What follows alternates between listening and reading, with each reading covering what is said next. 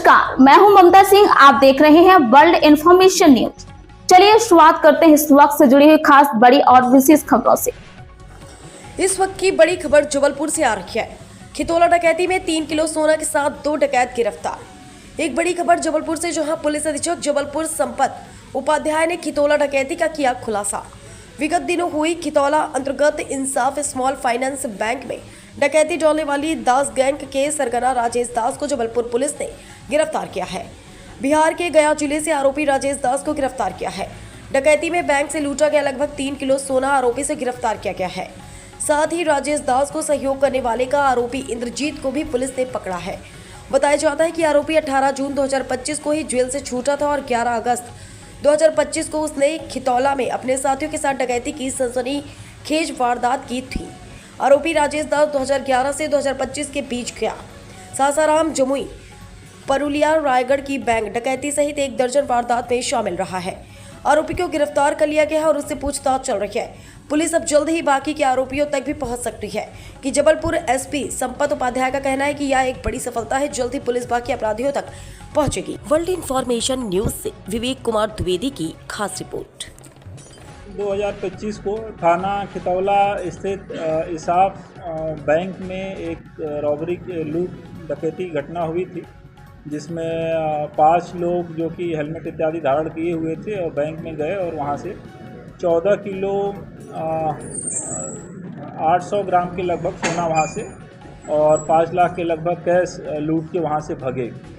घटना बड़ी थी। तत्काल वहाँ पे सभी टीमें पहुँची, सीनियर अधिकारी पहुँचे, आईजी महोदय, डीआईजी महोदय पहुँचे, मैं स्वयं पहुँचा, पूरी टीम पहुँची और तत्काल पूरे ज़िले की नाकेबंदी की गई और आरोपियों का पता करने के लिए टीमें लगीं। लगातार टीमें सक्रिय रहीं। इसमें अपने को सफलता मिली और इंद्राना में एक स्थान मिला जहाँ से अपने को लीड मिली और 4 आरोपी इस मामले में अरेस्ट हुए।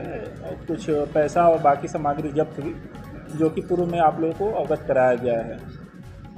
इसी घटना में आगे और जांच जारी रही। जो पकड़े गए आरोपी थे उनसे लीड ये मिली कि बिहार के क्षेत्र के रहने वाले राजेश दास नाम का व्यक्ति है, जिसने पूरी घटना प्लान की है। और जो जबलपुर का रहने वाला व्यक्ति रईस, जो पूर्व में गिरफ्तार हुआ था, ये लोग रायगढ़ जेल में मिले थे और वहाँ से फिर ये प्लान की और इस घटना को एग्जीक्यूट उन्होंने किया।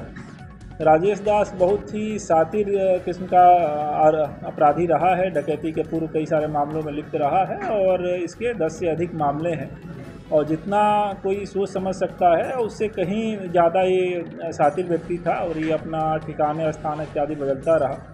इसमें चूँकि ये लोग बिहार और झारखंड की तरफ इनके मूवमेंट की जानकारी थी। पुलिस महानिदेशक महोदय ने अपने बिहार के काउंटर पार्ट से आईजी साहब ने बिहार के आईजी साहब से और झारखंड के आईजी साहब से बात की। मैंने वहाँ के पुलिस अधीक्षकों से बात की और वहाँ की स्पेशलाइज्ड टीमें भी लगी। सभी के संयुक्त प्रयास से फाइनली राजेश दास जो सरगना है, इसको पकड़ा गया और इसके कब्जे से लगभग 3 किलो सोना, 3 करोड़ के लगभग कीमत का जब्त किया गया है। साथ ही साथ इस पूरे राजेश के माल खपाने में और छुपने में और सभी चीज़ों में सहभागी रहे एक अन्य आरोपी इंद्रजीत को भी गिरफ्तार किया गया है।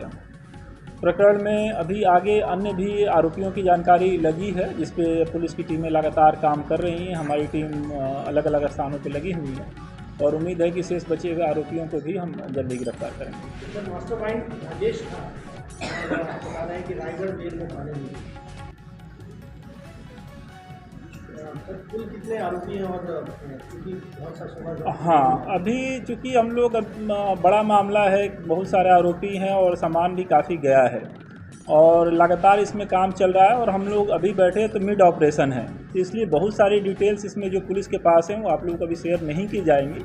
लेकिन जो अब तक की जांच में चीज़ें आई हैं, एक बड़ा इसमें सफलता राजेश को पकड़ना था, जिससे हमको प्रकरण के बारे में बहुत सारी जानकारियां मिली हैं, लोगों के बारे में जानकारियां मिली हैं और 3 किलो का लगभग का सोना मिला हुआ है, उस पर कार्रवाई हुई है और आगे और इसमें काम चल रहा है। रायगढ़ के एक बैंक के डकैती में बंद रहा था यहाँ। राजेश ने अपना एक हथियार छुपाना बताया है। अभी पुलिस रिमांड अवधि लेके उसको पूछताछ किया जाएगा और हथियार भी उसे बरामद किया जाएगा।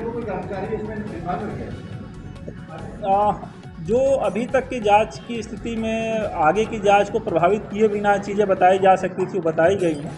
बाकी अन्य कोई ऐसी चीज़ रहती है तो आगे जांच कंप्लीट होने के बाद शेयर किया जाएगा।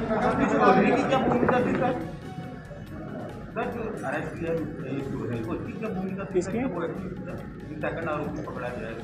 हाँ, सेकेंड आरोपी राजेश के साथ रहा है पूरी घटना की प्लानिंग से लेके और माल छुपाने से लेके और उसकी फरारी से लेके सभी चीज़ों में वो शामिल रहा है इसके साथ राजेश। हाँ, मैंने बताया आपको, आप प्रेस नोट के साथ आपराधिक रिकॉर्ड शेयर किया जाएगा, उसमें पूरा का रिकॉर्ड इसका मेंशन है।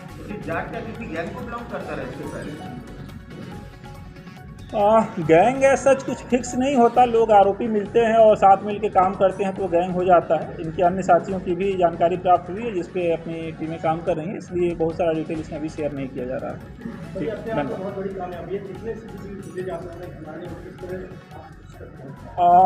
अगेन किस तरह से पहुँचे ये भी मतलब अलग वो है, लेकिन मैं ये बताना चाहता हूँ कि जो भी आरोपियों के पकड़ने के तरीके आजकल आधुनिक समय के हैं, ये राजेश के लिए सभी फेल थे और तकनीकी आने से पहले जो तरीके पुलिस इस्तेमाल करती थी उस तरीक़ों से इसको पकड़ा गया है।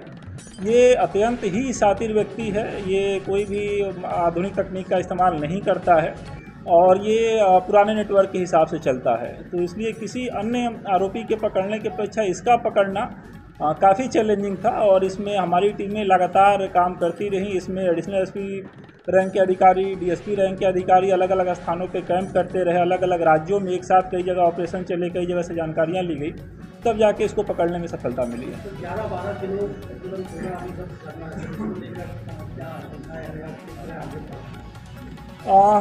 जैसा मैंने बताया, मध्य प्रदेश पुलिस, जबलपुर पुलिस एक प्रोफेशनल एजेंसी है और अपना काम जो भी तरीके हमारे पास उपलब्ध हैं उनमें हम करते हैं और उन्हीं से काम करते हुए हमको अभी एक सफलता मिली है और आगे भी हमारा काम जारी है। उम्मीद है कि हम आगे भी अन्य आरोपी और माल तक पहुँचने में सफल होंगे।